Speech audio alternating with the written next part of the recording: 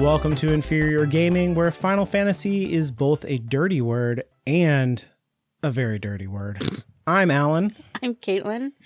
And what have you been playing this week? I continue to chip away at Lost Soul Aside, the Devil May Cry Final Fantasy-esque it's not a beat 'em up, action game, I guess. I think I'm like halfway through, at least according to PlayStation, which kind of tells you when you boot up the game where you're at. So I thought you were an Xbox person. I have a PlayStation that I bought so that I could play the Final Fantasy VII remake stuff. That makes so much sense. I'm so stupid. Yeah. I should have made that connection.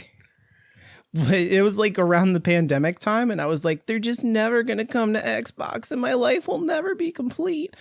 And now they're all on Xbox, and my life could have been complete if I had more patience, but... That's video games summed up for you. Yeah.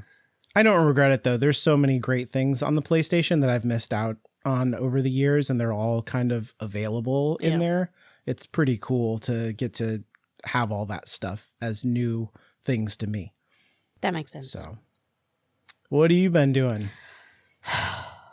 So, I've been playing Final Fantasy Tactics, but like for 20 minutes. Okay. Because this is the new one. This is the new old, the remaster, I guess. Right. There's like 3 versions out there now, and this is the latest one. Yeah, but it has the original version on it too. You can choose to play the original version. Oh yeah, like you take the voices out and the music and stuff? Yeah. Interesting. It's really good. I've played so little of it because it always sort of seems like my life, like during summer, which I hate summer, nothing happens. I hide in my room with my air conditioning on and try not to melt away. And then as soon as fall starts, it's like I have plans every day. We gotta do all the fall stuff. We gotta blah blah blah. We all these things. I haven't had any time to play Final Fantasy Tactics. And you may have remembered that, like, on I think it was our last episode, the one before, I don't know, I did mention that I developed an unhealthy obsession with Taylor Swift one time, and she just came up with a new album, and I really like Critical Role, and they just started Campaign 4, and I've had to keep, like, making choices about where everything's hitting, to spend my nerd energy, and I'm like, if everyone could just chill. I also want to bake some pumpkin stuff. Right. 'Tis the season. 'Tis the pumpkin season. This is going to come out in, like, December. Right. Yeah. Oh, well. Yeah. We just went to the pumpkin festival yesterday. Yeah, it's that time of year. It's time to go to orchards and... Yeah, I have pet some goats, so I can't really complain. Yeah. But I don't know. It's not slowing you down. I think you're doing all right. I would like to play some Final Fantasy Tactics already. Well, I only really have until October 19th, because that's when the new Pokemon game comes out, and then the Switch 2 kind of belongs to my sister for a while. Oh, so you're playing on the... Because this is the multi-console release, so you're doing it on Switch 2. Yes. I guess, now that I think about it, I think I could play it on my Switch. Maybe. I have no idea. Did you guys get it digitally? No, we got it physically, so Okay. And I think I can transfer my saves. Well, if you just started, like... just restart? Matter? I mean, I've done 3 battles, and I don't really want to redo them. Yeah, that's fair. The battles in Tactics, at least, the times that I've played the original, or I have it on my phone too, which is like the second version. I average somewhere between 30 and 40 minutes a battle. So the battles are substantial. Oh, well, the early ones aren't that bad, but yeah. Yeah. If my Fire Emblem history, by which I mean just the 2 times that I played 3 Houses, is anything to go by, I too am going to take some time with these battles. Although 3 Houses had that thing where you could, like, rewind a couple, you had like a time power thing, so if you really messed up, you could go back a couple turns and make different choices. Oh, that would be amazing. That was a lifesaver, let me tell you. I think I mentioned before, I think that I have Ogre Tactics. Yes, we've talked about it. Like the And the remaster. ever since you brought it up, it keeps coming up in my life. Oh, really? Like it's come up on some other video game podcasts that I listen to, and just like a reviewer that I like on YouTube. I could name these people. The podcast that I listen to is Into the Ether, and the reviewer is Mortismal Gaming, who he and I like games for completely different reasons, but I just like his reviews so much. Yeah. That I enjoy watching them. So it's, even though what he is saying he likes about a game is very seldom what I like about a game. But anyways, it's come up over there. It's come up just everywhere around. And I'm like, I've never heard of this game before. And now it's everywhere. Yeah. It's kind of because of the tactics thing. But in that remake, they have the same thing where you can like take back some of your moves and kind of like be like, oh, wait. I didn't realize. Or you can like just quit out of the battle and be like, oh, I blew it, instead of letting it play out, for like 10 more turns so that it can just be over. You could just be like, I give up, and do it again, which was a mercy because I played Final Fantasy Tactics on the original PlayStation, and sometimes you would be in the middle of a battle and just be like, oh, fuck. And then you'd be like, yeah. I guess I just have to hit reset. There's no point in continuing this battle. It's a lost cause. Yes. I did watch like some tips videos, and one of them was like, always save before you go into a battle. 100%. Always save.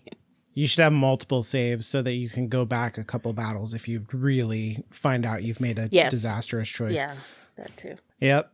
Tactics is fun, but it's a long one just because of the speed of the battles and I will say the voice acting so far is very good.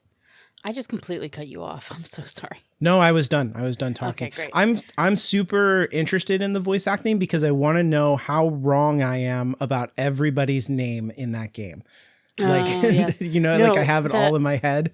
The main guy's last name, they say it and I read it, and it's two different things, Yeah, to me it's Bevule, but I know that they say it in a completely different way. Yeah. I cannot even recreate it for you right now. It will, like I'm seeing the letters in my head and I'm like, I can't do it. Yeah. Like I was like, Beowulf maybe?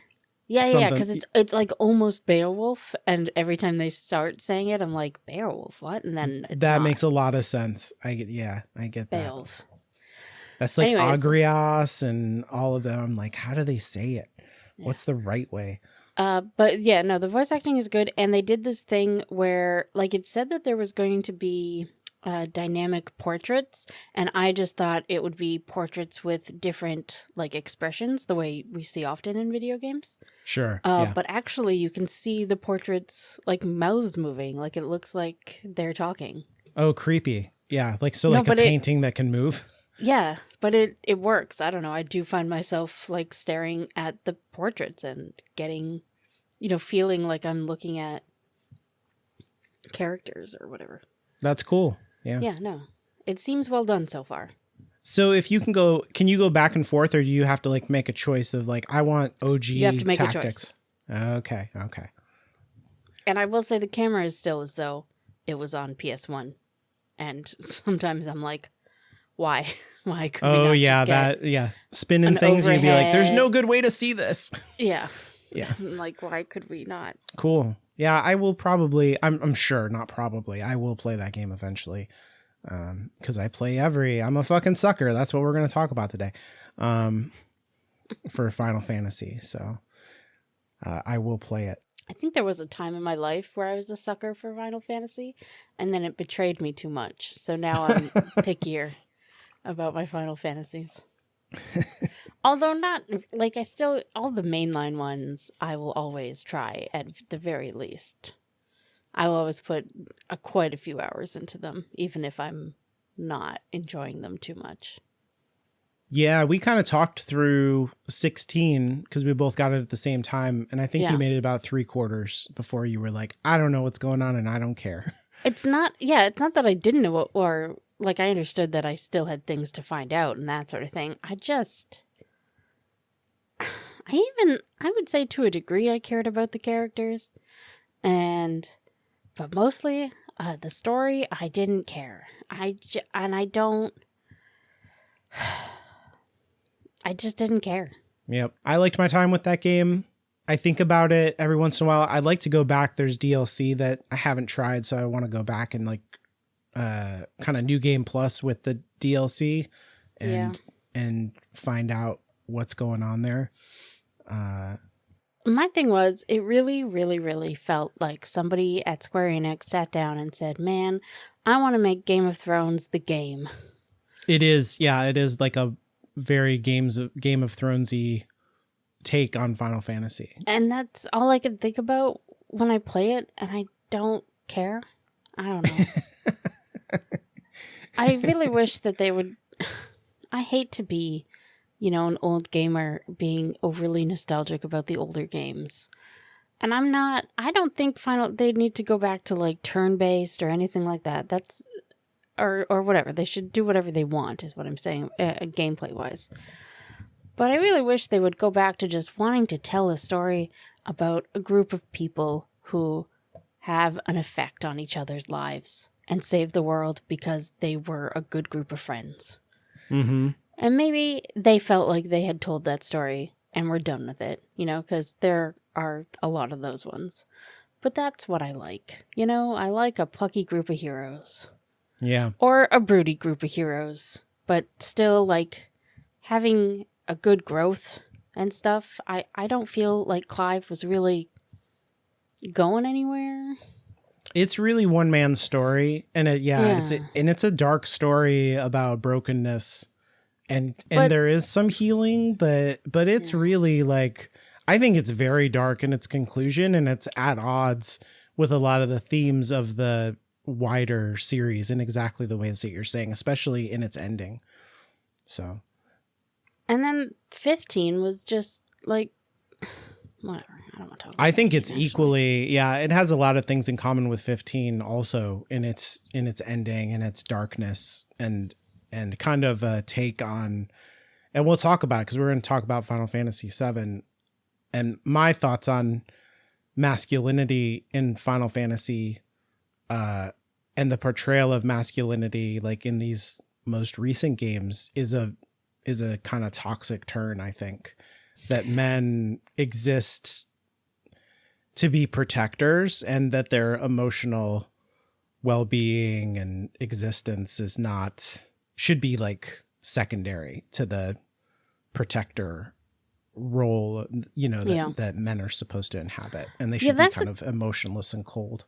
That's a good point. Like, I always think about my two favorite, well, I don't know, I have a lot of favorite leads, but two of my favorite Final Fantasy leads are Zidane and Tidus. However you want to say those names, whatever. And both of them are mostly in good places. They've got some stuff that they're dealing with, but mostly they're happy people. But they have a profound effect on the people that they are traveling with. Mm-hmm. And the people that they are traveling with have a profound effect on them. And that's what I miss. Yeah.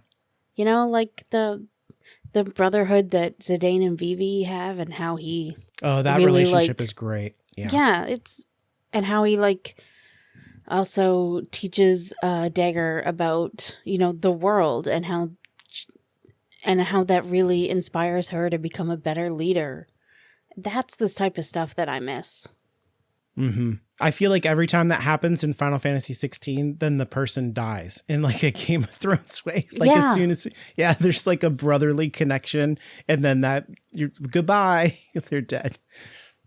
Yeah. And I'm not saying there can't be death or what. I don't know. I feel like people love the grimdark, and that's fine, I guess. I guess it's just not for me. Yeah, I'm just a sucker for this stuff, and I will always go through. I'd be like, I don't like it, but that doesn't matter to me because I want to see it through just to understand it. That's fair. That always matters to me more to understand something than to enjoy it. I don't know. Probably a psychologist could make a lot of money off of me unpacking that. But it has led me down the crooked path of the Final Fantasy VII compilation, which is what we're going to talk about. Mainly focusing on the OG Final Fantasy VII, because that's the touchstone that we share And this is not like a favorite Final Fantasy for either of us, although I think we both respect it. Yes. It pushed the series forward in, like, stylistically as well as storytelling wise. Yeah. And I think it, like, in terms, at least in North America, I'm not sure about Europe, but it, like, broke this series wide in a way that it was like a niche thing before that on the Nintendo. Yeah, and I did, like, without Final Fantasy VII, we wouldn't have Final Fantasy, especially here in North America. Yeah, like, I think that's true. Yeah, I'm not saying it would have, like, the series would have failed or anything, but it changed so much about the series and where it went, and it brought in so many people to the series. It would just be a completely different field of games, of JRPGs in particular, and Western RPGs. Yeah, I think that's right. It's a really important historical game in the genre, but also, like, for that company, Squaresoft, at the time. Yeah. But I want you to get your phone out, Caitlin, because I'm going to start this whole thing off by reading a summary that I created of the Final Fantasy VII game, so you'll be able to, like, check your TikTok and... I see. I know summaries are your favorite, but I swear this is I'm going to keep it as short as possible. It is my personal opinion that if you don't want to hear us spoil Final Fantasy VII, you will stop listening. Like, I don't. Oh, for sure. Yeah. Don't listen to this. But also, like, I want people who don't care to be able to follow it, or who haven't played it in forever. I don't know. At least have some kind of springboard for this game. This is your episode. You do you. Yeah, I guess. When I choose a game that we're going to talk about for a full episode, no summary. No, you're not going to know. You'll be like, and this game is about Psyduck and his adventures. Who is Psyduck? You keep up. Only I need to know who Psyduck is and why he's important. Yeah. So this is just about the original game, and then we talk about some other stuff. All right. So in Final Fantasy VII, the main character Cloud is a deserter of the special forces of the Shinra military known as Soldier. He has hired himself out as a mercenary to the eco-terrorist organization Avalanche. And the Shinra Electric Company is using the supernatural flow of energy under the surface of the planet that naturally fuels reincarnation to instead produce electricity. So, Avalanche's plan is to blow up the power reactors responsible for this. And Cloud helps the group succeed in blowing up a reactor, but Shinra retaliates by killing thousands of innocent civilians in their hunt for Avalanche. And when Cloud and Avalanche confront the president of Shinra, they find he has already been mysteriously murdered, and so they leave the capital city in pursuit. Cloud reveals that the murderer is the same man who destroyed his home village 5 years earlier, another deserter from the soldier program, Sephiroth. Sephiroth discovered that he had been manufactured rather than born, and in a fit of rage killed everyone in Cloud's hometown by burning it to the ground. Cloud confronted Sephiroth in the town's power reactor and killed him by throwing him into the flow of energy under the surface. To solve the mystery of how Sephiroth survived and then killed the Shinra president, Cloud and his friends pursue clues around the world. They uncover the influence of an ancient alien creature named Genova, who is biologically and psychically blended with Sephiroth, as well as every member of Soldier, who plans to destroy the planet with a meteor and absorb its life energy. So Cloud discovers that his identity and memories have been invented by Sephiroth and Genova to manipulate him, but finds a truer identity in his relationships with his friends. Cloud then leads Avalanche in defiance of the control of Sephiroth and the despair of the looming meteor. They confront Sephiroth and defeat him, and the world is saved. When you told me you didn't mention Aerith in the summary, I was like, but how? And then I was like, oh, yeah, okay. I figure we're going to talk about Aerith a lot, so we can fill that. Because she's my favorite and I love her and she's the best? Yeah. Yeah. I like Aerith a lot. I don't know if my honest favorite is Red 13. Oh, that's fair. He's pretty good too. I love him. Yeah. When I was watching some YouTube videos about Final Fantasy VII in order to like remind myself what even happened in that game before we had this discussion. Yeah. Somebody showed the final battle and they were fighting with Cloud, Cid, and Red 13. And I was like, that's who I did the final battle with. That's great. I was going to ask you that. Do you have like a team? Do you remember? Well, my team was Cloud and Red and Aerith, but then Aerith gets a sword through the chest. Oh, man. So I put Cid in there. I remember, okay, I'm not 100% sure about this because the system in the original Final Fantasy is kind of like you can teach magic to whomever. Basically, yeah. Right, with the materia. But I feel like Aerith had an ability, like a white wind or something like that would heal. Yeah, she has, there's limit breaks in this game, and she has special healing limit breaks. Yeah, so I usually kept her in as my healer, and then she dies. Ironic. And right, yeah. And I was like, I don't have a dedicated healer then. So it was also like my favorite character is dead, and also my party is imbalanced. What? Right. So, yeah, that's... apparently I ended up with Cloud and Red 13 and Cid. I don't remember making that decision. I don't remember what the thinking was there. I just know, because I talked before about how I recorded that last battle. So I would play it, obviously, if I recorded it rather often. So I just know that they were my final. That's who was in there. That's funny. Cid is probably my second favorite, only because he's like a dragoon type character. Yeah.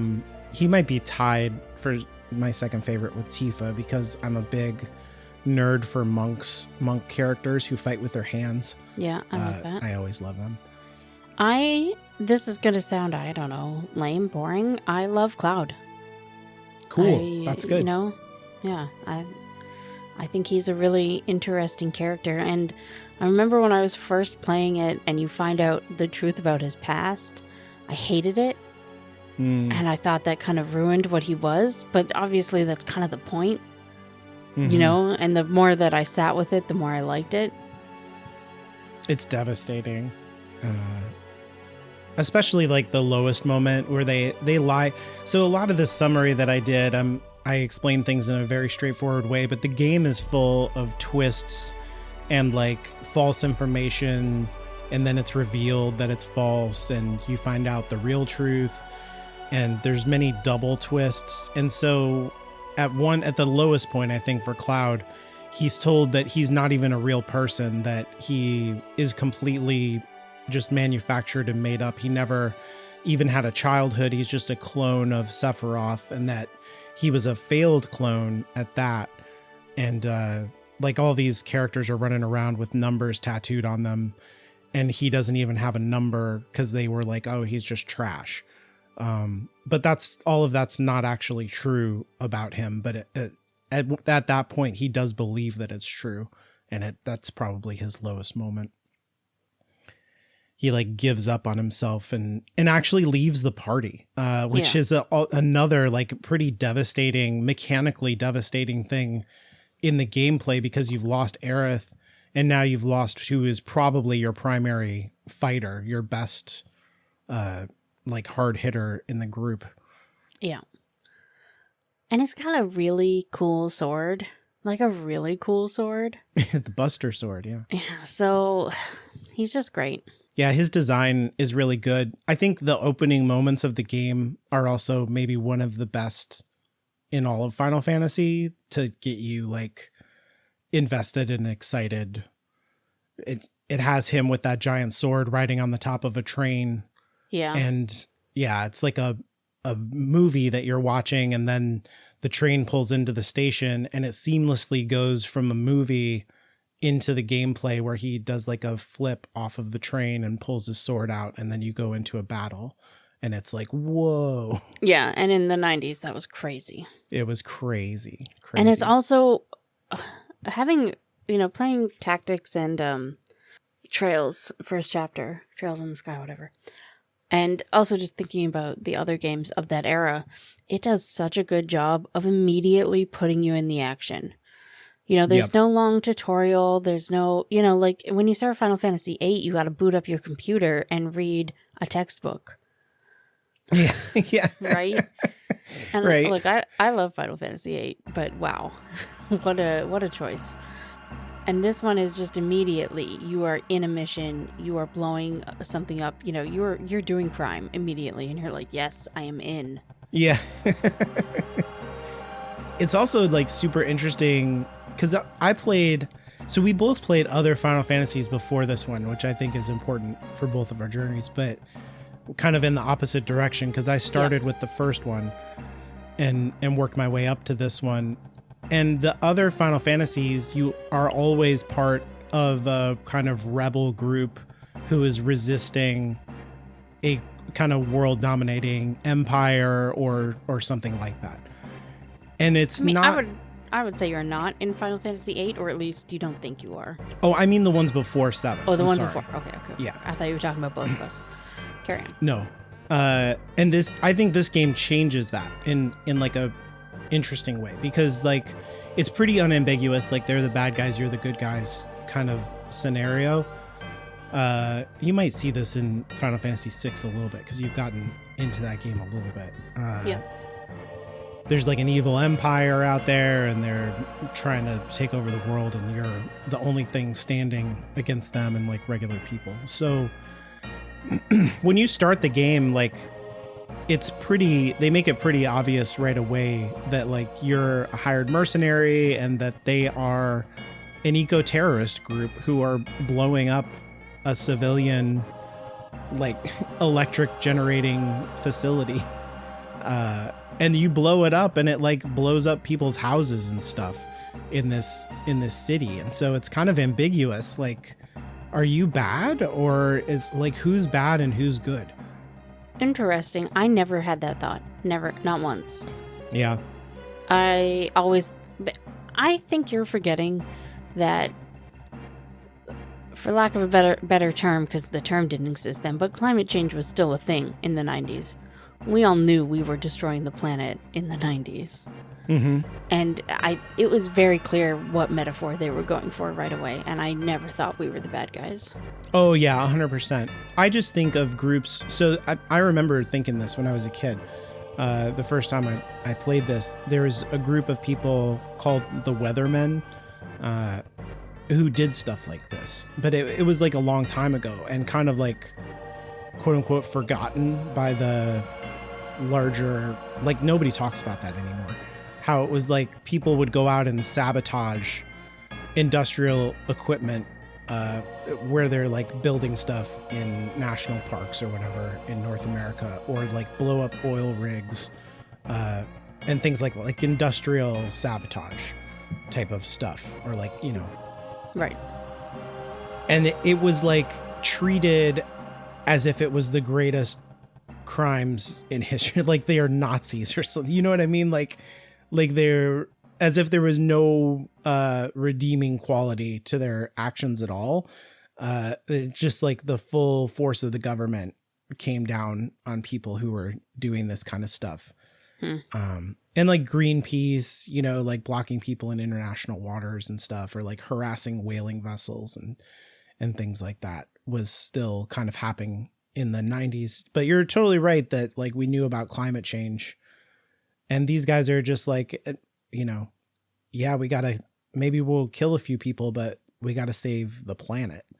And that is the metaphor that's happening here. Final Fantasy VII has very smart, intricate, detailed writing, except in this one area where it's like, you know, we're destroying the planet by using the Mako energy and blah, blah, blah. And it's like, I understand what you're saying about us using the planet's resources. Yeah. Don't got to think about it. Yeah. That's pretty... Subtle I think was that's the what word makes I was trying to find. It has a lot of subtle writing, but this bit is not subtle. It's not subtle. I think it does a good job of making Shinra evil right off the bat. You're just like, oh, those are the bad guys. Obviously. Oh, 100%. Yeah, they're burning very Ghost quickly. they they kill even more innocent people to make their point than we do. Yeah. So it's like, all right.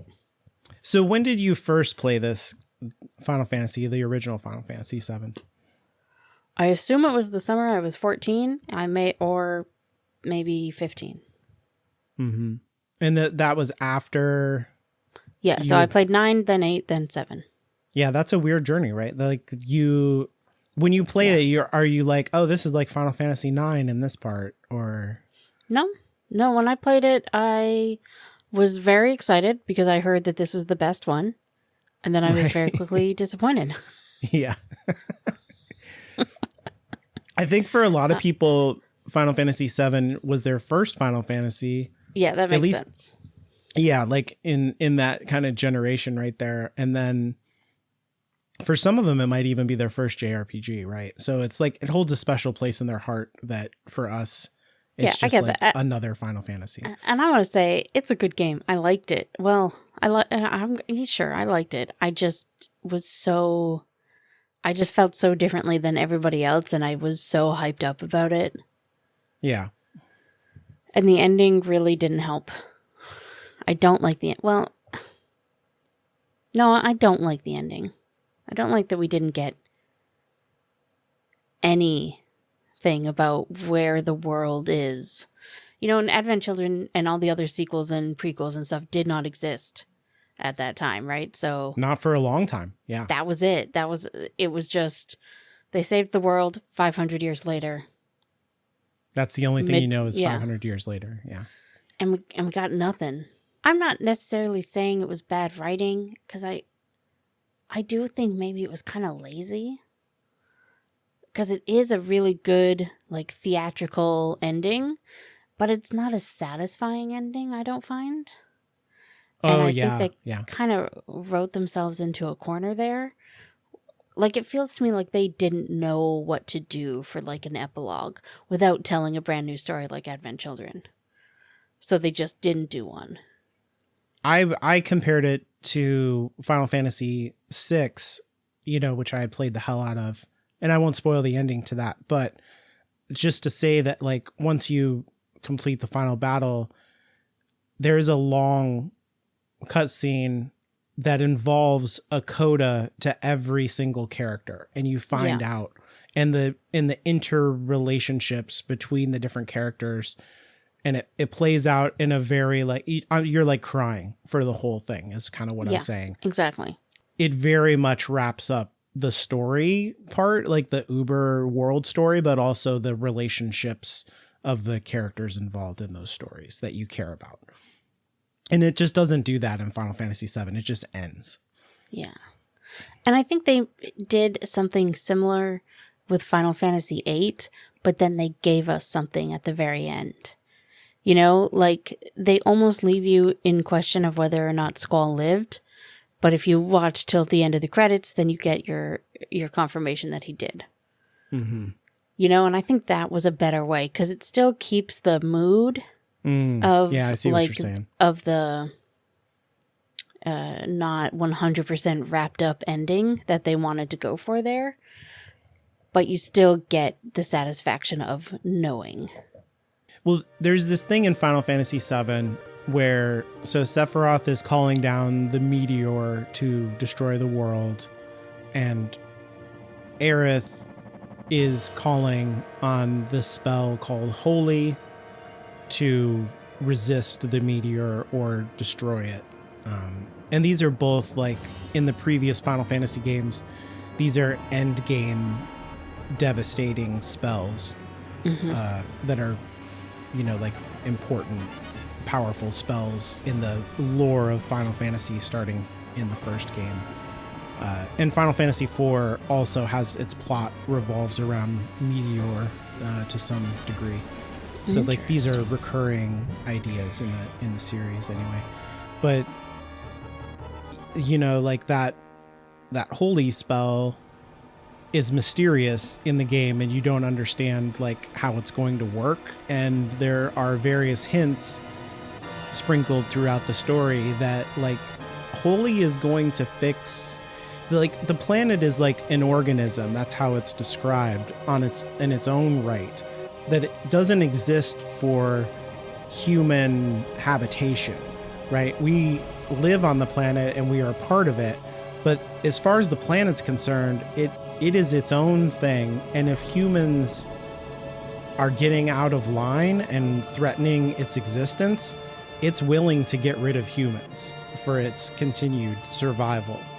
And it's heavily implied that Holy, whenever it does what it needs to do to get rid of Meteor, might also get rid of humanity because of, you know, the Shinra Corporation's actions during the game have severely threatened its existence without Meteor coming at all.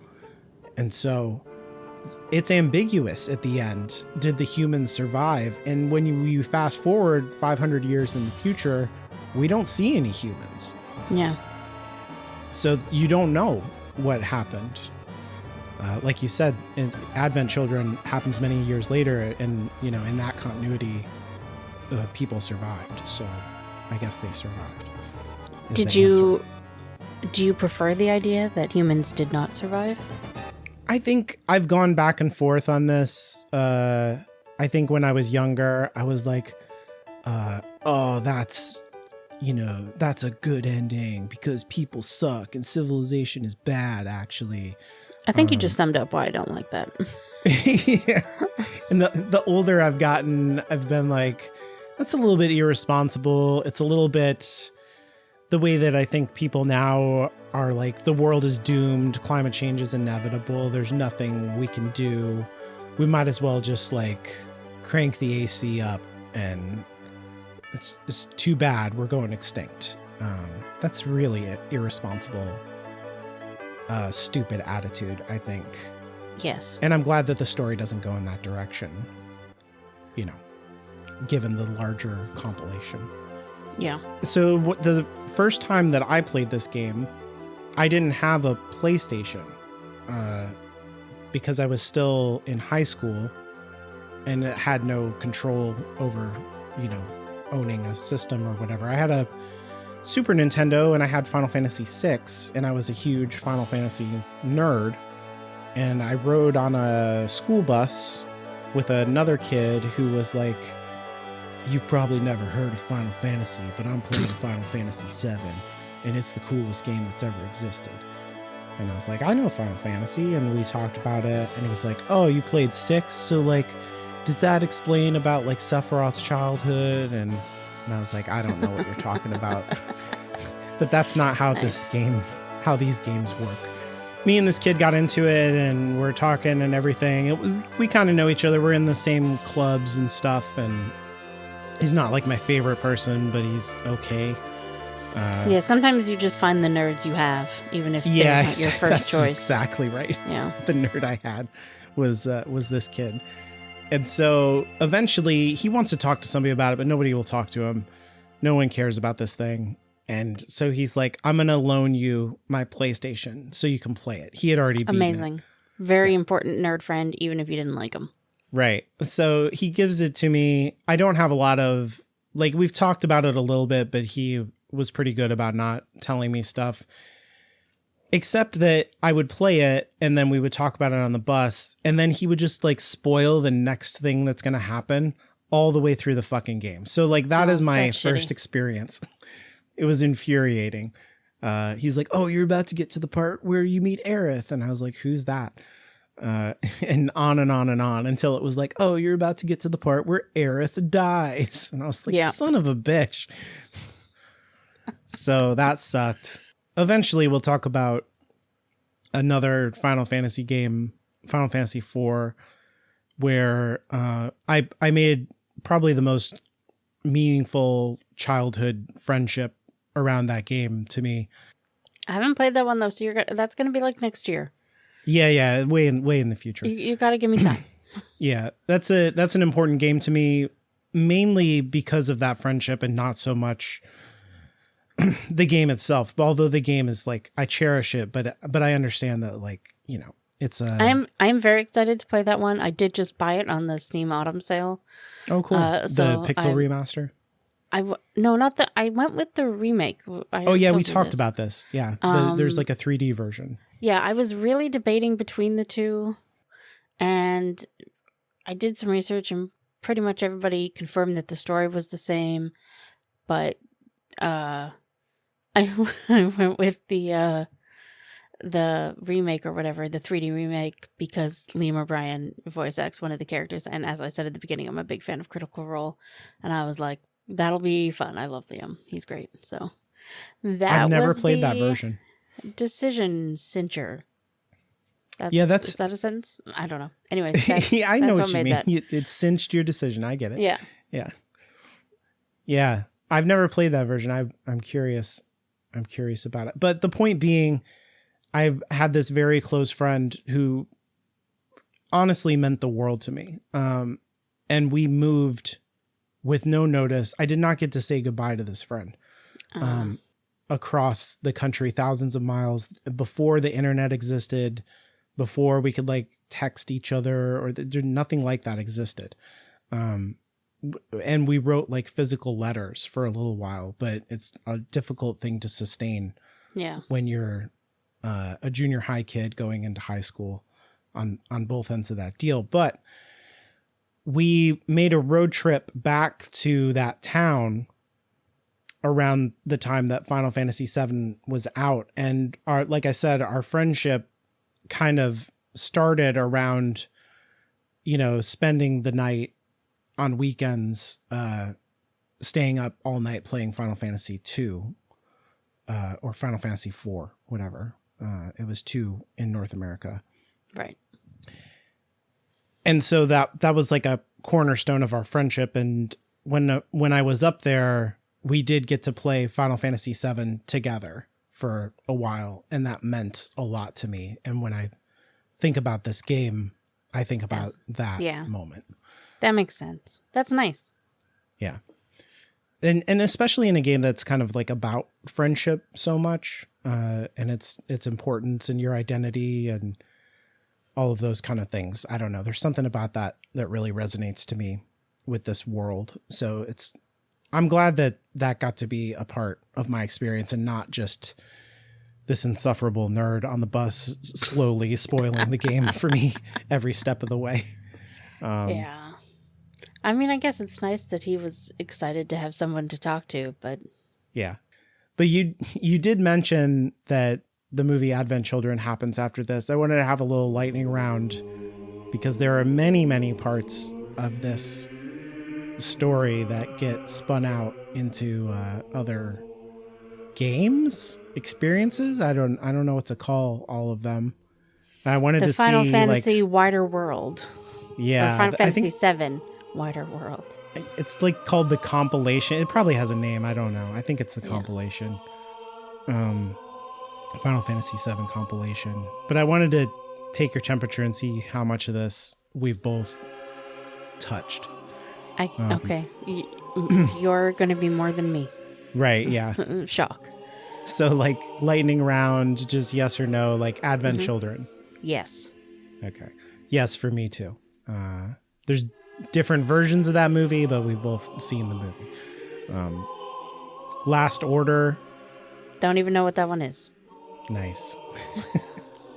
That's also everything else on this list no. I have heard of. Okay. But Last Order I've never even heard of.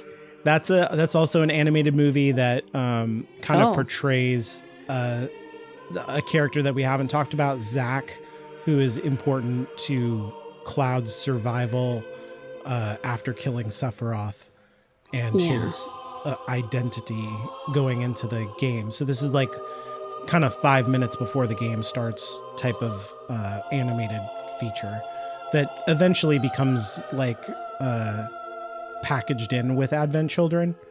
But it's like more anime style animation than 3D CGI style. So I've seen that, but you haven't. So Before Crisis, which is a mobile game. Me neither. That's a Japanese only mobile game. I've read about it. Dirge of Cerberus. No. That's a PS2 game. I've played and beat that. It's about Vincent, one of the side characters in the original game. It's a sequel. It's a direct sequel. It takes place after Advent Children. Crisis Core. No. Okay, Crisis Core I have played and beat. That takes place before the game. It is Zach's story about entering Soldier and all the way up until he dies. I really like that game. It's a good game. I've heard of it. I've heard good things, but I haven't played it. There is something to be said about, like, here's a game about what you know is gonna happen. Oh yeah, there's like, okay. There's all kinds of stuff in that game too that is like you could never guess is in that game. But yeah, it is interesting. That's good. It's interesting. I think you're right though, because it hangs over. They assume that you know he's gonna die, and it hangs over the entire game because he's like constantly making plans and stuff. Yeah. About the future, and there's a melancholy to the game. That's really interesting. Anyway, Final Fantasy VII Remake. Yes, I've played this too. I think we both beat it. Yeah. A PS4 game. It came out in 2020, so we all had lots of time. I did have to turn off Animal Crossing for it, which was sometimes actually quite difficult. And I would literally still be talking to my Animal Crossing friends through Discord and just be like, well, I Final Fantasy VII. I get to play as Aerith and she can talk. You don't get to play as Aerith, do you? Well, I mean, she's in there, she's an important character in the game. I guess. I just don't think of it that way unless you're like choosing their dialogue, Oh, yeah. It's not like that. You know what I mean? Yeah. I guess you're not choosing Cloud's dialogue either very much. Not but you know what I'm much. saying. Okay, so next we got Final Fantasy VII First Soldier. It's a mobile game. I'm just going to make this easy for you. The rest of them are no's for me. Yeah, so no on the mobile game. That's the kind of game where it's like it's like Fortnite. You're like in a town and the thing is getting smaller and smaller and you have to be the last man standing. I played that game. I was the last man standing. Is that what Fortnite is? Yeah. Oh. That's news to me. The game sucks. It doesn't exist anymore. It's not great. Final Fantasy VII Ever Crisis is also a mobile game, so you're saying no to that. I will never play a mobile game. Not that I'm particularly against them. I just, the ones I've played in the past, I do get unhealthily addicted. And so I just don't let myself. I never, ever have games on my phone. Yeah, Can't do it. This game is made for that. It's a gacha game. Yeah, no, I can't. Yeah, you have to pay to win kind of stuff. I've played quite a bit of that, and I keep up with what's happening in it because there is a story in there that they've never told before that is like basically Sephiroth, how he started out. Like you get to play as very young Sephiroth on his first missions. Yeah, that would be cool. Interesting, but I will never play a mobile game. I'm more into watching videos of other people doing it than me doing it because it's hard to do it without paying money. But even saying like, "Ooh, that sounds interesting," my immediate thought after that is, "Oh, what a cash grab! Those assholes!" It is kind of 100%. It's also annoying because it's like I feel like it's going to be significant for the remake series. And to have that in a mobile game is annoying. And then Final Fantasy VII Rebirth, which is the sequel to Remake. I haven't played it yet. I will at some point. We have like the big special edition one. By we, obviously, I mean my sister bought it.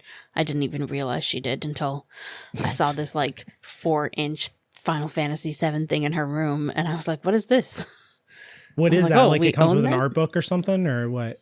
My dude, I don't know. You don't know? Okay. I can get back to you on that.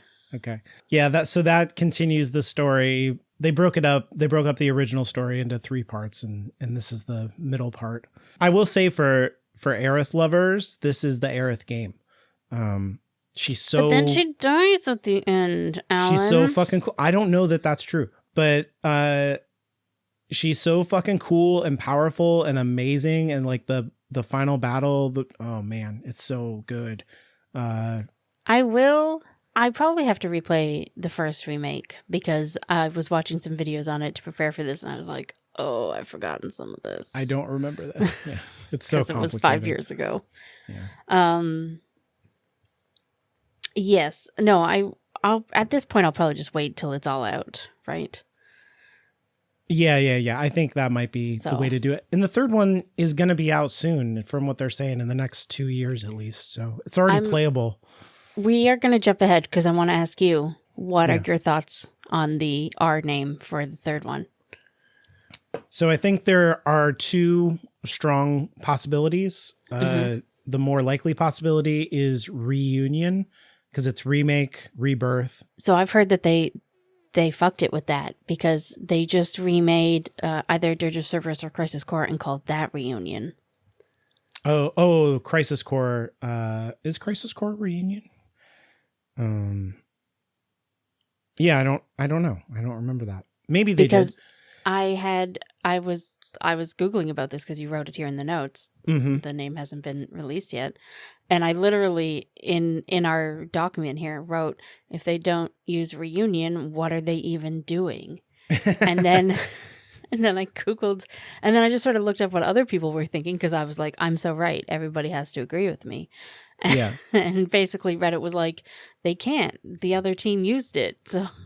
Oh, you're right. It is Crisis Core Final Fantasy VII Reunion is the name of the remade version. It's kind of like updated graphics because it was released on the PSP, and so it's like has higher fidelity now. It's pretty much the same story. I don't think they changed anything when I played it. I replayed that game. I played it on PSP and I played it again when it came out. So I don't remember anything being different. Okay, so my other thing, if they don't call it reunion, which is kind of the perfect name for it because reunion gets used so much in the original game. I can't believe whatever. It's unfortunate that this other team used it because it was like that word was used so much in the original game, so it's crazy that it works with remake, you know. It seems like that's what they're doing is leading up to that reunion. I kind of hope they still use it because it's really perfect. good. Yeah. I think the other thing they could do, and this might be a little bit of a stretch of the naming convention, is resurrection. Because of the events in 2, it could lead to, it depends on what the story is actually doing because it's ambiguous at this point, what's happening. And I think it would generate interest if that's the more controversial name. It depends on what that game is. But there's a lot of like characters. I mean, he's trying to like resurrect Genova. Sephiroth has been resurrected, because Cloud killed him. Can you resurrect Aerith? Just like all of this stuff. Cloud is resurrected, his identity, blah, blah, blah, blah. Right. I have heard some people like Requiem. Oh, okay. I'm not as into that, but I see what they're doing. Basically, there's a Reddit post out there where somebody listed every single English word starting with RE. RE. Final Fantasy recycle.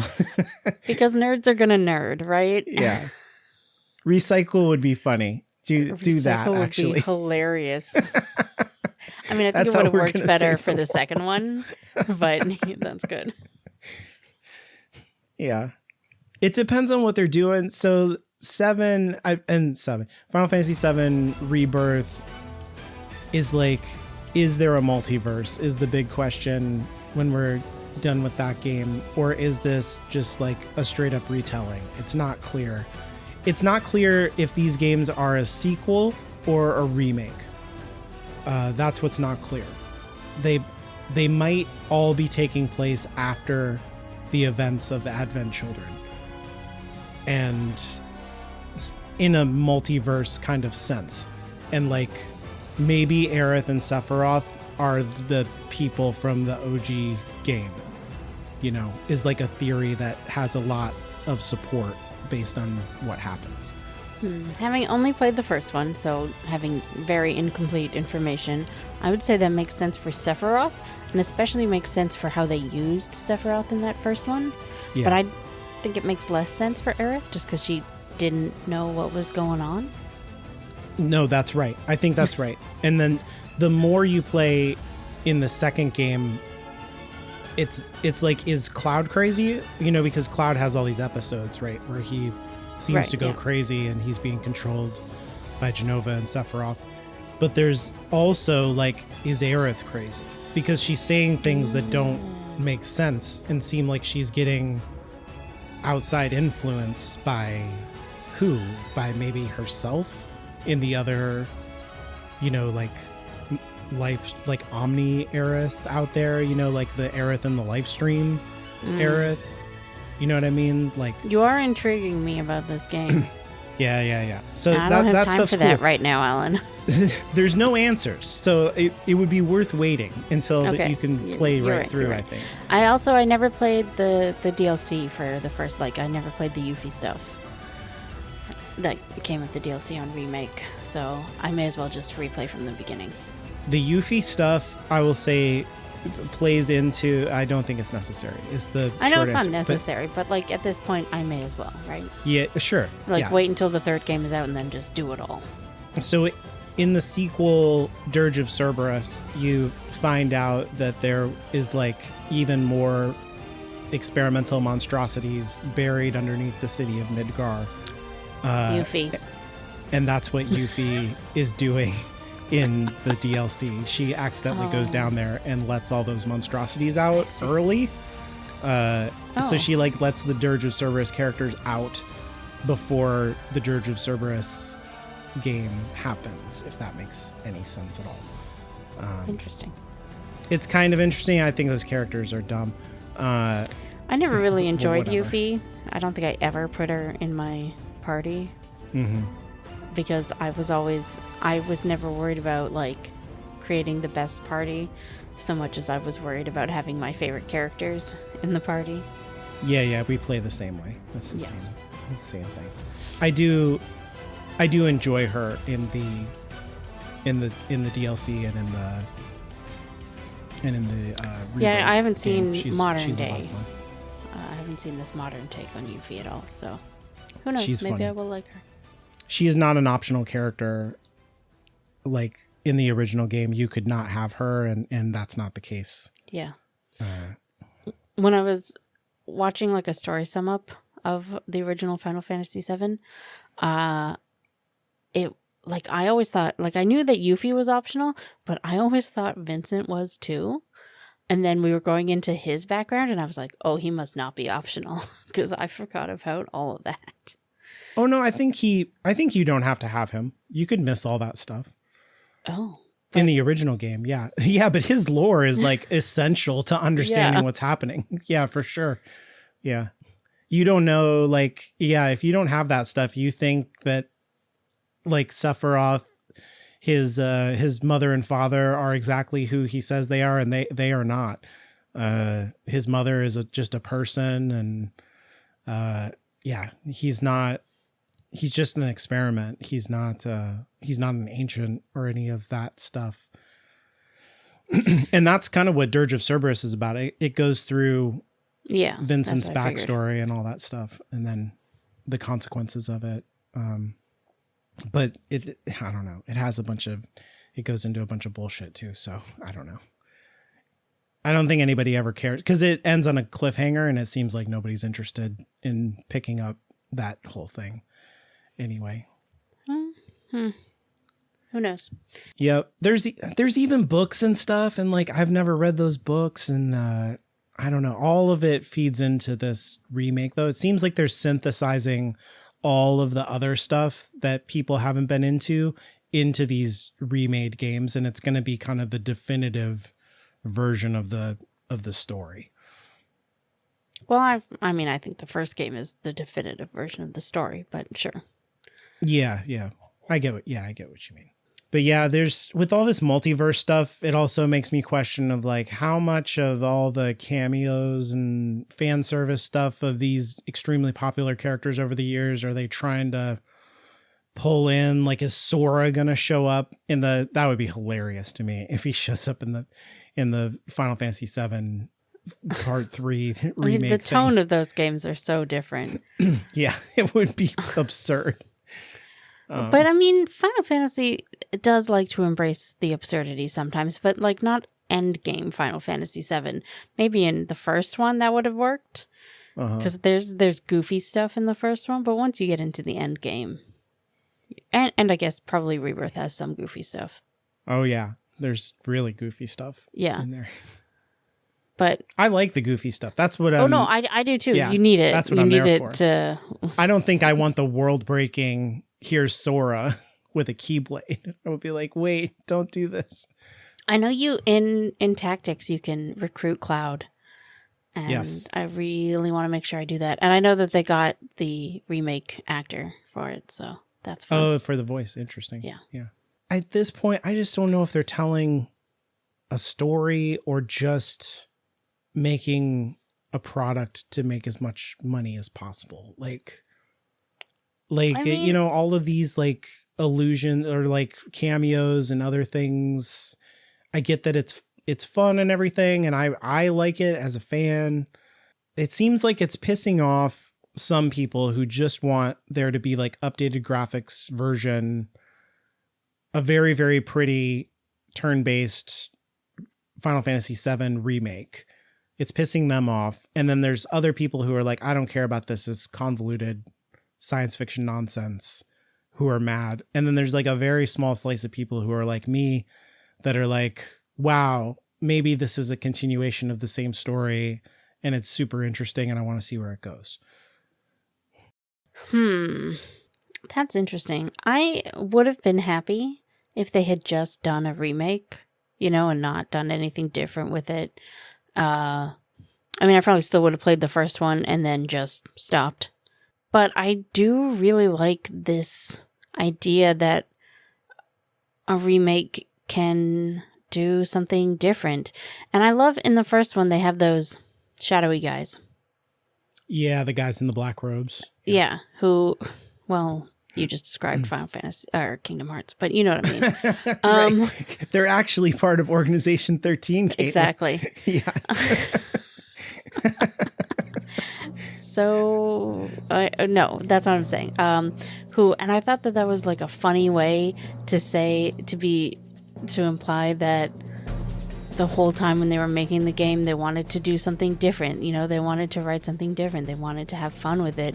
And then they put in these things like physically, well, not physically, but you know, understand what I mean, in the game that are forcing them to stay on the path and do just a remake.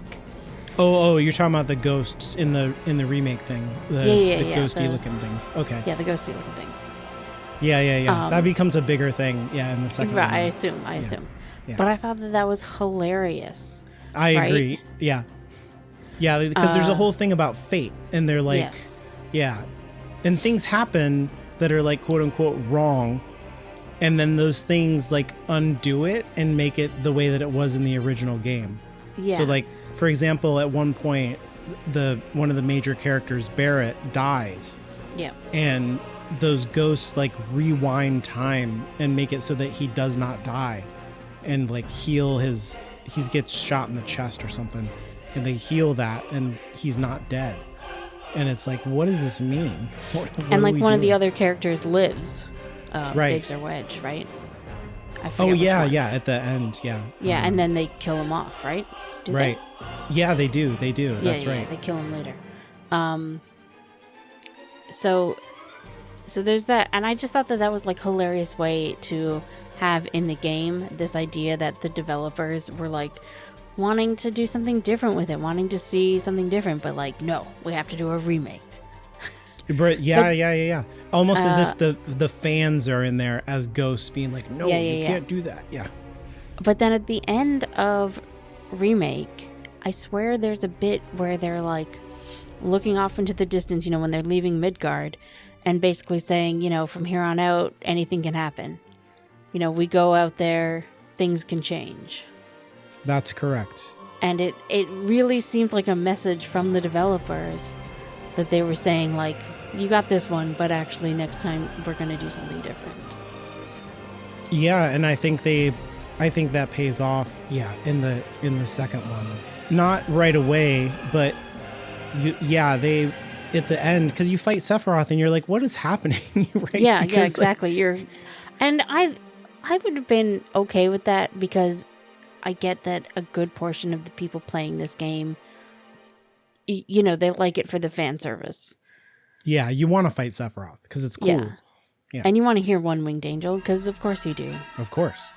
And I do think it kind of ruins Sephiroth's story from the original, because you don't really have to go out and research him now. You just fought him, you just saw him. And it's also weird because you beat him, so what is there to build up to now, because you beat the final guy? Like, what are we doing? But I mean, that's just video game stuff, right? Like, how many times did we kill Seymour? Oh, that's true. I think that's a problem with that guy, though. Yeah. That's part of the problem. But I was like, restarting at level 1, blah, blah, blah, blah, blah. Like, that's just video game stuff. That doesn't bother me. Yeah. It's just, I really want them to do something different. I want Aerith to live, is all I'm saying. Yeah, so I won't spoil the second game. It does get up to that point, and it goes past that point, too. So, like, you'll get an answer. I feel like the answer I've gotten was that we don't know. Yeah, and I was like, if I had gotten a definite yes, I would be playing that game so fast. It is, I think there's an answer, but there's ambiguity, too. So, I think, once you... the other thing that's kind of weird about that final fight in Remake is there's like these three giant things that you fight before you get to Sephiroth. Like, you have to kill these 3 things. Yep. And they're named like the 3 guys from Advent Children. I forgot about that. Yeah, but I saw something which is really weird. When I was trying to, refresh myself for this, that they were sort of like the embodiment of Cloud, Tifa, and Barrett, I think. Oh, because one has a gun, one has a sword, and one punches you. Oh, okay. I think that's true in the Advent Children too, though, right? Because like Tifa fights that one guy. That's such an awesome fight. That is a good fight, yes. Yeah, in her church. And it's like a knuckle-to-knuckle kind of fight. And then there's the gun guy who they fight on the motorcycles, and the sword guy is the main guy that Cloud fights. So I feel like that is who those guys are, is the gun, sword, and knuckle guys. I don't remember. I think I'm photoshopping them in and out with the Turks. Oh, yeah. I love the Turks. Yeah, they're fun. They're so great. I love a fun evil guy. I like opposite number gangs, especially those guys who are like, at one point in the OG game, you meet up with them and you're like, oh no, not these guys. Like, we were gonna get into a fight, and they're like, nah, we're on vacation, man. We don't, because they're corporate, people, and so they're like, we're off the clock actually, so we're not gonna fight you. Because we only fight because we work for Shinra, which is a great joke. That's amazing, yeah.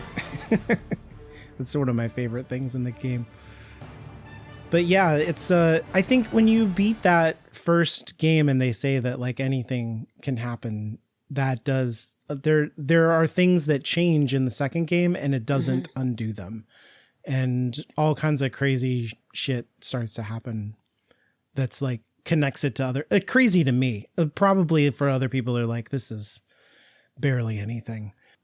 One of the things that I think is I don't know how I feel about it in the OG game, that they explicitly make these connections between the Final Fantasy X world and Final Fantasy VII. Have you ever heard about this? Yes. Do you think this is dumb? I don't know if it's dumb or if I like it. I can never decide. So I don't remember the specifics, but but it's sort of, there's like this underlying thing where maybe Final Fantasy X takes place on the same world, but many, many, many hundreds of years later, right? I've heard that theory. In the OG game, Final Fantasy VII, you hear that like humans are not indigenous to the planet is one of the things that, Right. but it's not clear if that's true or not. Oh, so it could be the other way around also. It's an idea that is in the game, but you don't know if it's true or not, because Red 13 is able to like talk and has like a civilization and a history and a people, and he's like a dog lion thing. And it seems like his people are indigenous to the world, and humans might be like outer space invader type people from long, long ago, but they have lost the ability to travel through space since they landed on the world. Interesting. And the explanation for that many years later is they came from Final Fantasy X world. Because there is that like ancient technological stuff. Right. In Final Fantasy X. Yes. And they have like the far plane seems to be like the live stream. And then the most explicit connection is in Final Fantasy X too. There's a character named Shinra. Yeah. Yeah. Who is like, but that could just be I think like, we could use this stuff to make electricity, guys. And you're like, oh, okay, I see what you're doing there. Yeah, but they could just be being Final Fantasy, right? That could be like a Moogle, you know? Yeah, I think Moogles it's are in every game too, so. A cute thing. Although I have seen that in the remake, there's like a picture, and I think this is just another of that same Moogle thing that you're talking about. Yeah.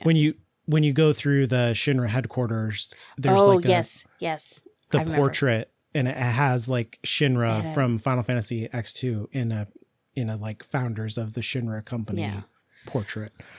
Yeah, I mean, I think that's just the developers having fun. Like, I don't think they're ever going to make a game connecting the two. Yeah. That's kind of what I want, is not for them to be connected. I mean, I would play that game, but yeah. But yeah, no, I think it's just fun. I have a question. Or you know what? Speaking of all that, while we're on the topic of the past, when I was, again, getting to know the story here, I watched a video on the ancients. What are they called? The Cetra. Cetra. Yeah. And it sounded to me like it was very inspired by Tolkien. Oh, interesting. Because if you get into the depths of the Silmarillion, you find that the elves, who you could call the ancients in that world, awoke on the world, I don't know, created by God or whatever. And then the sort of lesser gods, not the one god in that world, were like, ooh, other, beings that we can talk to. So they went to go find them, and on the planet of Middle Earth, they created like this paradise for them and was like, you guys should come and hang out in paradise with us. Right. And so some of the elves decided to go on that journey, and some just stayed where they were, and they were like, no thanks. And then also along the journey, some gave up or decided that they found something that they wanted to stay for, so they didn't go. And then some went and found paradise and lived with the gods. And then some came back and had a whole big war, and it was a whole big thing. But that sounded very similar to the ancients or the Cetra. I forget which one is the first one, where they went on this journey. Yeah. Well, it was like, I'm not going to remember it right, but let's say the ancients, they went on this journey to find the promised land. They're like nomadic. Yeah. And then some of them didn't go on that journey, and the ones who didn't just became normal humans. Right. And the ones who did became the Cetra or whatever. Right. Yeah, this is an explanation for why in the game Aerith can hear the planet, but all the other people can't hear the planet. And so why are there a group of humans? They otherwise Aerith seems to be human, but she has all these abilities that no one else does. So like, why are there humans and then ancients over here? And this is like one of the explanations that's given for that. So I just thought the similarities there were very interesting, but also maybe they're both taking from Christianity. So I think that might be that's interesting. I hadn't thought of that. But I do think thinking of the ancients as elves is kind of the right move. That is kind of, they're like way more, Aerith is clearly like way more tapped into nature. She's able to grow plants where no one can grow plants. She's able to like tap into the life stream and heal people when everybody else, like, they're gonna die. She's in constant communication with her dead mother for her entire life. And so she just has like this supernatural connection that the rest of the people don't seem to be capable of. And it's intrinsic because of her heritage in a way it's very elfy, I think. Yeah. I think that's and right. so having gone over all that, where do you think the promised land is? I don't understand how people are confused about this, because I have always thought that when we go 500 years into the future and Red 13 looks over that cliff at the ruins of Midgar, that's the promised land. Like, that is... Yes, thank you. Yeah, I that's swear, clearly everyone the promised else is like, it's heaven and it's death, No, and no, it's blah blah blah blah, or it's just like you're spending your life trying to find happiness and blah blah blah. And I'm like, no, I'm pretty sure it's Midgar. The whole time. Yeah, it's clearly Midgar. Yeah, I'm just like, that's why there's so much Mako there, because they have like 6 reactors in that city, while every other city we go to, there's maybe one. Yeah, and it's a tiny one. Yeah, and it's not that they're small towns; it's that that's what they could build there, and there's so much going on. Like, why else are all these characters pulled there? Why blah blah blah? Yeah, and it's where the meteor is going to hit. Exactly. Yeah. It's like, it's very clearly Midgar. And it's like the irony, right? Because the company spends all this time like, where's the promised land? We have to go to the promised land to build there. And it's like, you've literally already ruined it. Like, you've already... Yes. And that is so You've much... already made it a corporate hellhole. Right, yeah. And I feel like that is part of why Final Fantasy VII, in that environmental message, is still relevant today, because there's like this, like, we got to go to Mars, like we've gone too far with this planet, we've got to go to another planet. And it's like, this is our world, this is our paradise, we can save it, this is built for us, we are built for it, however you want to look at it. And going somewhere else is dumb. It really doesn't, not that I don't want to be like, I would love for space travel and terraforming, I'm into that, like, do that, but not because like, oops, we fucked it up, like, let's do a second draft, like. And also not just to start more factories and more right, yeah, like, let's do it somewhere else. Oh my god, I don't want to get to Mars and have Facebook already set up AI centers there. Yeah, and that is Shinra's plan, is to find the promised land and set up Mako reactors. And it's like, what are you doing, you fools? So yeah, I think that's the ending. I was always moved by that ending for that reason. That you see Midgar and it just changed everything a little bit to the side for me. And I was like, oh my god, it was always the promised land. And then to think that like that. It encourages you, I think, to kind of reframe your own reality. Like, you think, oh, the world is terrible and everything is bad, but actually maybe this is paradise. If we just choose to let it be what it is instead of trying to make it into what we want it to be. Yeah, I had Googled this before recording because I was like, is there a consensus on this? Do people agree with me? And like, nobody was talking about it. Everybody was like, no, it's probably just like, death and how you have to spend your life traveling to get to paradise after you die and blah, blah, blah, blah. And I was like, I don't, and like, I didn't Google very hard. So maybe I didn't find people agreeing with me, which is usually weird. You can usually find people to agree with you pretty easy on the internet. On anything. Yeah. Yeah. But I just, it's Midgar. Yeah, I think people still are, especially in the remake, they're up in the air, especially with this multiverse stuff. And that is part of what it touches on, because the live stream is just kind of a soup of memories and experiences where the identity of the people involved kind of like boils off, right? Good soup. Yeah, it's delicious. When you eat it, you go crazy because a couple of people fall in there and it's not good. After a while, you can't kind of quote unquote speak to particular individuals.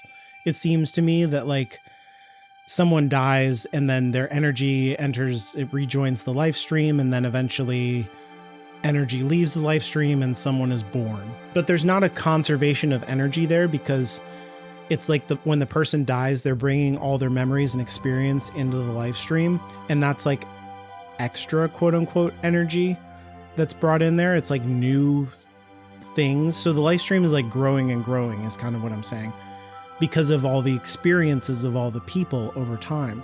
What naturally happens without the interference of humans is those memories and experiences that are most widely shared among the population literally crystallize and become what in the game is called materia. And this is like the mechanical system of how you operate magic. And so the way that I've always read it is that like all humans have experienced like fire. And so like the experience of fire literally crystallizes and kind of purifies out of the life stream. It's trying to get rid of this extra energy in the form of memories. Okay, and that's so, interesting. Yeah, it like crystallizes fire, right? And then you can pick up the crystal and experience, you can manifest fire into reality. And this is how you cast the fire spell or the ice spell or lightning or whatever. In the game, they kind of play with the idea of, okay, these are all things that we've actually materially experienced, but what about our shared, it's kind of like almost Jungian, like what about our shared like anxieties or myths, things that did not happen, but we all know about them and believe in them in some way, or like dreams of a utopia or a promised land, right? Can the life stream manifest in some way a promised land that you can experience, or that could be crystallized, and then in the same way that meteor is kind of pulled into existence or holy, could you like have a crystallized promised land which then manifests the promised land? And so the story seems to be playing with that idea. And the thing that I like about what it's doing with that actually is that when you start to mess with that stuff, it's extremely unsatisfying, in the way of like, if you think back to like the Matrix movies and there's the one guy who wants to get plugged back in and he's like, I just can't, you have to erase my memory though. I can't know that it's fake because like, then I won't be able to invest, I'll just always be like, oh, the stake's not real. Kind of a thing. And it seems like that is the experience of these people who are like kind of in a heaven. They're like, but I'm dead and my loved one, like none of this is real on some level. So I don't know. I was wondering how long into this podcast it would take us to bring up Young. And it took a while. It took longer than I would have expected. I would have guessed episode 2, the first episode you were in charge of. Not that I don't also enjoy a good Jungian discussion. Yeah. So they are letting people have the promised land as like a spiritual, non-physical place out there, maybe, but they're also saying like, if that were true, like really think it through. If that were true, that sucks. It sucks, and I think it's bad writing. Yeah. Or lazy writing. I think they kind of agree. It's not good. Yeah. Yeah. I think it's much more difficult to have a physical promised land in the world, and much more interesting. And to have it like they ruined it, Yeah, what I mean? And they've already destroyed it.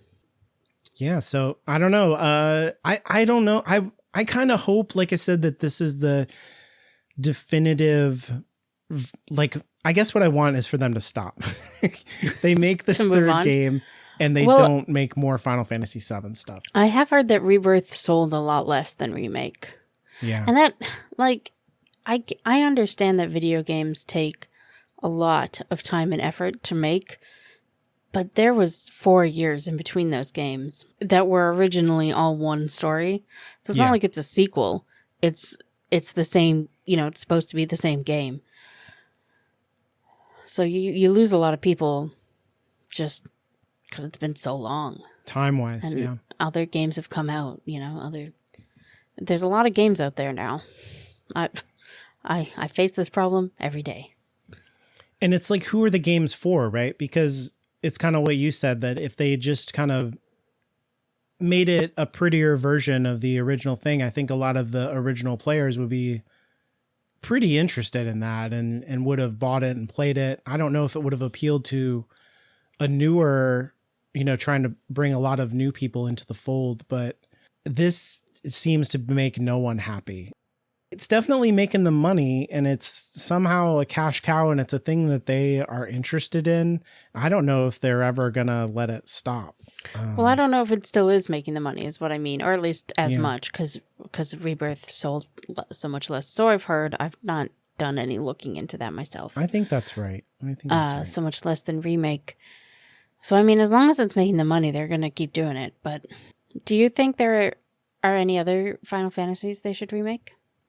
Like in this way, where they radically, or anyway. Yeah, I mean, I think 8 is the one. 8, but 8 needs like a rework. That's what I mean. Like mechanically, graphically, I think you could do a lot to make that game really modern and excellent. Yeah, I agree. I think the one that I want is like a very pretty version that's not messed with too much of Final Fantasy 9. I know, and there were all those rumors. Like, everyone was so sure it was going to happen, and then suddenly it just disappeared. Yeah. And it was not happening anymore. Everything seems to be like it's very difficult for them to make that game for whatever reason. I would love pretty remake of 9, like you said. A remake of 8 would also be great, but, like, streamline the story or change it. Like, keep the facts of the story, but change it so that it's better. If that makes any sense. Just like, make the story better. You know what I mean? Like, there's a lot going on in that game, and a lot. Everyone who plays it knows exactly what I mean. Just make it better. Like, you don't need to keep it beat for beat. In fact, please don't. I love Final Fantasy VIII. I love it. It's so great. But also, wowza. It needed some tightening up, Yeah, that game has like a whole, like the anime classroom slice of life dimension is so fascinating to have that as like the base of where the adventure starts, and that's the time travel stuff. Different for a Final Fantasy, and so cool. Yeah, it's very. I love all of that stuff, and the way that it's like I said, that the meteor and holy, are spells in the other games that are very late game powerful things, and to have the entire plot revolve around time magic, which is just mostly a mechanical thing, of how the battles play out for the most part, in the mechanics of the magic, to have that be story relevant in a very meaningful way in that game is so fucking cool. Yes. I would like them to like mess around more with the time magic mechanics, like take other time magic stuff and use that in the plot and explore that stuff. I would want them to explore the characters more and the plot and kind of have fun with it.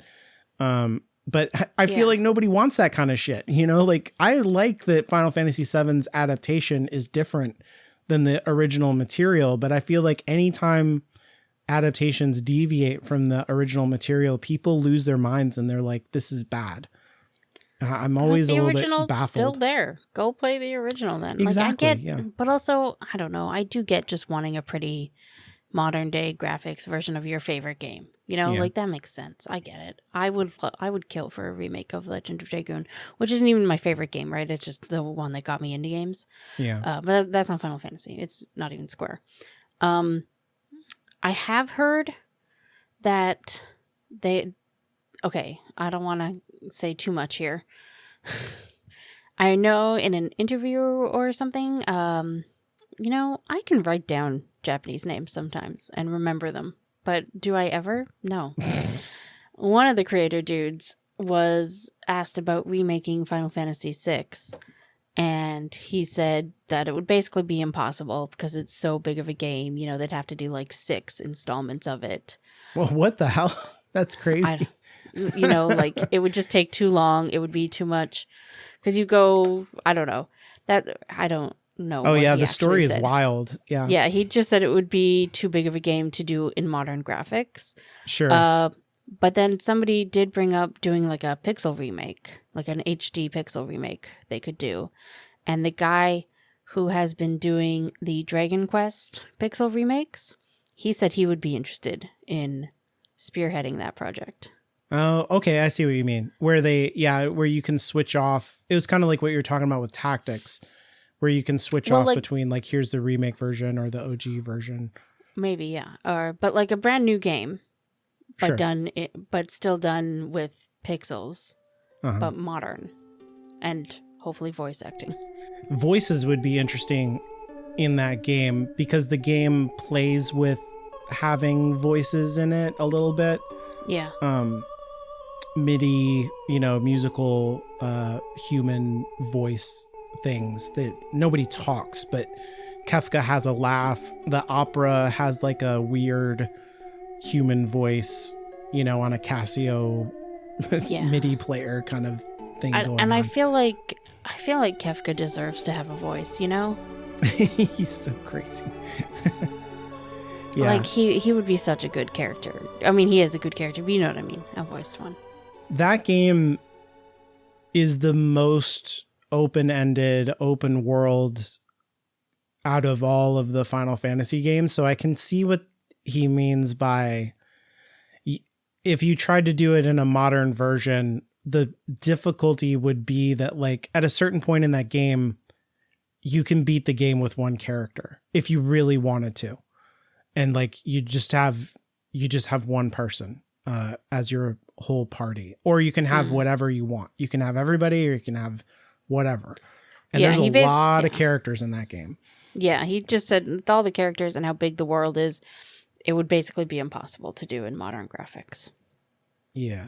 I don't know. That's kind of crazy. You could build that world or whatever, but to do it in a satisfying way, yeah, where you can just have whatever character, I think that would be kind of hard. There's a lot of abstraction in that original game, just in terms of like how the map works and stuff. If you want to build out an actual like open world, I guess is what I'm saying, it would be tough. It would be pretty hard. I mean, I feel like I haven't played too far into the game, obviously, so maybe my opinion is incorrect, but I feel like some of those characters are easily cuttable. Yeah. Oh yeah, for sure. Yeah. Yeah. There's a lot of, you haven't even met everybody. So yeah, there's fair. a lot of characters. I haven't even met everybody. So I don't know. It's always a difficult question though. Like, do we want them spending their resources on remakes or new stuff? Like I said, I'm interested in adaptations if they are not just straight up, here's the same story. That I'm actually bored by that. I like it I especially like it if I haven't played the game, obviously. Sure. Yeah, that's the point of it, is to make new fans. Yeah. Who then go through all your stuff. Yeah. Yeah. The thing now is that people, the conventional wisdom, I think, is that people want open world games. They want choice in the game, and they want an action, not turn-based kind of experience. And so that is, like what Final Fantasy VII Rebirth is. It's an open world. Like once you get into it, you can kind of go anywhere. And the world is like the size of the original game. Like you can go anywhere on the planet pretty much. Some things are, you have to have a vehicle to get there, but eventually you can go anywhere. And it's all like, it's not abstracted, like where you're on a world map and then you're like in a town. The town is like, you can see it on the horizon and you're getting ever closer. I have heard people sort of coming around the other side of open worlds. They're kind of sick of them. Yeah. That's what I mean. They like, want something different. Are we like hurting the, like you start the game making cycle in a certain place, and then by the time you get done, people are like, not into that anymore. So like, it's hard to chase the trends in doing. Yeah, you should always just make the game you want to make. Right. Especially if it's going to take you 5 years to make a game, the trends are going to change. And I guess the question is the game that these guys want to make the game that they made 20 years ago? You know what I mean? Like, Or would they rather be doing something? Are they tied to this thing because it makes money? I'm so sorry. Do you think 1995, 7, whatever was 20 years ago? Oh, I guess it's, I don't think of it as 97, but yeah, you're totally right. Yeah. So it's like, what are you guys doing? Like, unless they're, some of the directors, like I watched interviews with them, I just don't know how much of this is spin, but a lot of them talk about like that ending and how they never meant for that to be the end, or they didn't like how it ended, and how they have changed as they've aged and how they think about the world differently. And they want to put all that into this story that they care about and that was important in their career, and make a final statement, if you will, with it, that says like, actually, this is what I believe now. And this is how I would tell that story now, given all of my life experiences. So, yeah, I like that. But also make a new game then. Yeah. I think that's right. I think do it the way you want to. I think the best, what's the word, example of that is, why do I start saying things if I can't remember what things are called? The guy from Studio Ghibli. Oh, Miyazaki, yeah. Miyazaki, he made, oh my God, I'm going to forget what every single thing is. Good. The movie with the bugs. Nausicaa. Yeah. Nausicaa. And then a few years later was like, I don't think I got my point across, so he made Princess Mononoke. Yeah, which is a different, right. He didn't remake Nausicaa. He didn't remake Nausicaa. He was just like, nobody understands what I was saying, so here it is, more blatant. Yeah. Yeah, I think that's right. You should, and I would prefer that to have newer stuff. Like I said, adaptations are interesting.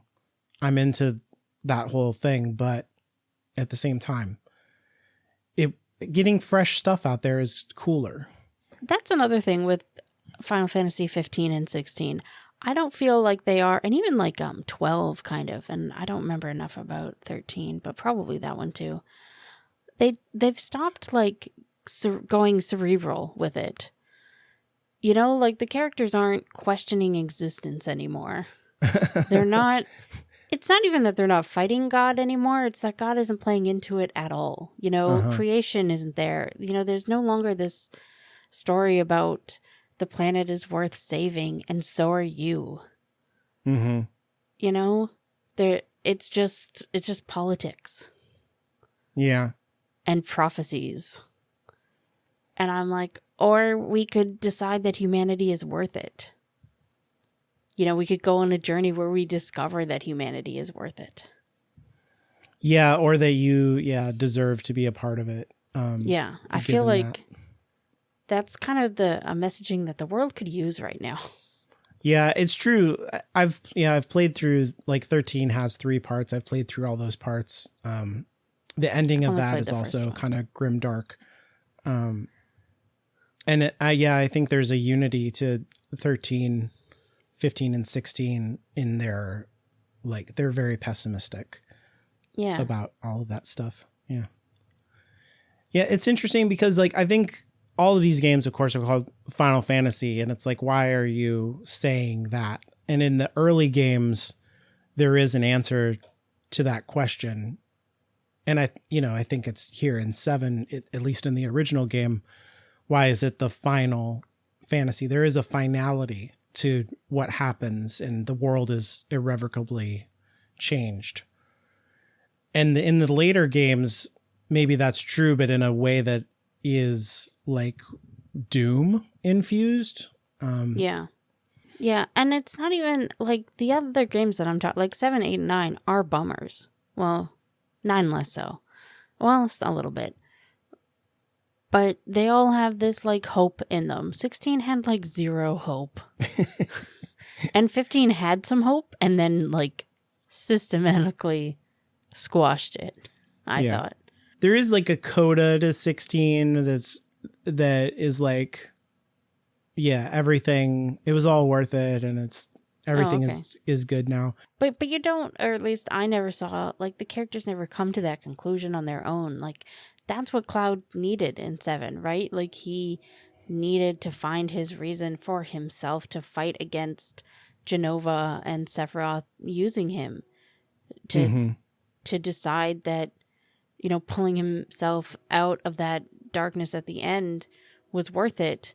And it wasn't really worth it until Tifa reached down for him. Yeah. The hand in the light. And and Aerith, I guess, in the live stream, but then Tifa. A little bit, yeah. But it's really Tifa. Yeah. And that real relationship that he's had for his entire life. Yeah, exactly. Yeah, and I think... I talk about how much I love Aerith a lot. And I do like Tifa also. I was more of an Aerith person. I think that's right. I think Tifa's kind of... she's so ambiguous in the game. I think when you look at the whole thing, then you'd be like, oh, okay, she was like the real friend. But at times you're like, why didn't you say something when you knew this was wrong? But there's that, but also, like, because I've watched so much anime, I hate the childhood thing that a lot of anime does, where as soon as one of the like childhood friends shows a sort of romantic interest in somebody else, then suddenly they're jealous and like, why didn't you ever tell me? Why don't you love me? We've known each other forever. And it's like, you never said anything either. Right. And anyway, that's just an anime thing. So it kind of, I don't know, Tifa. It's a little bit there in the game. I think they did a really good job in the remake of neutralizing that stuff, because they're buddies, Aerith and Tifa. And they bond really over is making fun of Cloud, which is great. I do love that in remake. It is very good. It's good. But it's just, anyways, I love Tifa. I do. I like Aerith better, though. The thing you're saying, though, I really appreciate it, and I noticed this way back when I played it in high school, that there's a version of masculinity, I think, that is like the typical thing that, as someone who's, you know, raised to be a man, we are constantly kind of programmed with, not in like any kind of explicit way where somebody sits you down and is like, here's how to be a man, but in the constant feedback that you're getting from everybody, from both women and men, that manhood is about this like not having feelings and about being unattached to other people. You need to be singular in everything that you do, and that you need to be like powerful in that, you know, you want to do something and it causes other people to bend to your will. And the more that you do that, the more masculine you are. You know, the more that you're able to exert your individual will on people, the more that's being a good man, if you will. Not in like a moral sense of like you're a good person, but like, right, yeah, that's performing masculinity. Being good at man. Right, correctly, yeah. And I think you can see this in the game. What I really appreciate, that is Sephiroth, right? He's like by himself out in this like giant piece of magicite somewhere. And every time that you fight, quote unquote, Sephiroth in the game, you're actually fighting like a Jenova thing. Because it's like you see Sephiroth and you're like, okay, we're going to fight him. And then you fight this like blobby looking jello monster. And you're like, that's not Sephiroth. Because Sephiroth is like controlling these pieces of Jenova out in the world as he's like trying to track you down and get you to do what he wants you to do. He's doing the masculine thing of being by himself and controlling other people with his will and power. And he's utterly alone. And whenever Cloud finally breaks down and leaves the party and he is completely alone, that is his lowest, least powerful point in the game. Yes. Yeah. And it's when he comes back and takes responsibility for the leadership of the team and tells everybody, we're not going to do this to save the planet. We're going to do this because of the things that we care about as individuals and because of how we care about each other. And I want each of you to leave the airship and find what matters to you and come back and tell everybody, what do you love about life and the planet and being here? And like having that as a contrasting form of masculinity and putting that out there, you know, like how I said that video games were marketed towards boys and how, you know, that grew into training men how to be men. I think it's a really powerful message to put out to men, that like this is how to be a man, is to care about other people and find your identity in those relationships with other people. That's like a really cool thing about this game. I also think, like, I agree with everything you just said. That's wonderful. And like Sephiroth's backstory is almost a very typical Chosen One backstory. You know, like there's a version of this story where he's the main character trying to save the world. Yes. You know, and he's this powerful, he has this special thing about him. And Cloud is the opposite of that. He does not have anything special about him. Yeah, he's a loser. That's right. Yeah. Yeah. He's the opposite. Yeah.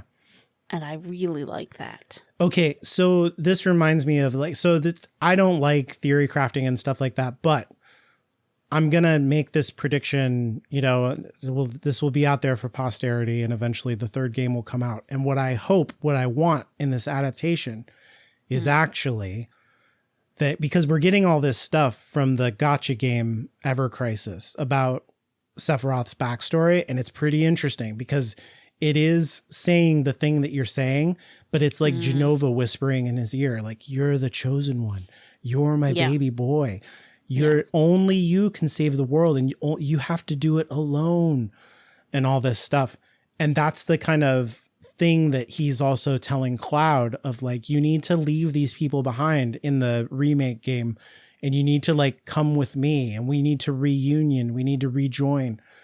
What I really, really want to happen in the third game is for them to fold Sephiroth into the Avalanche crew. Yep.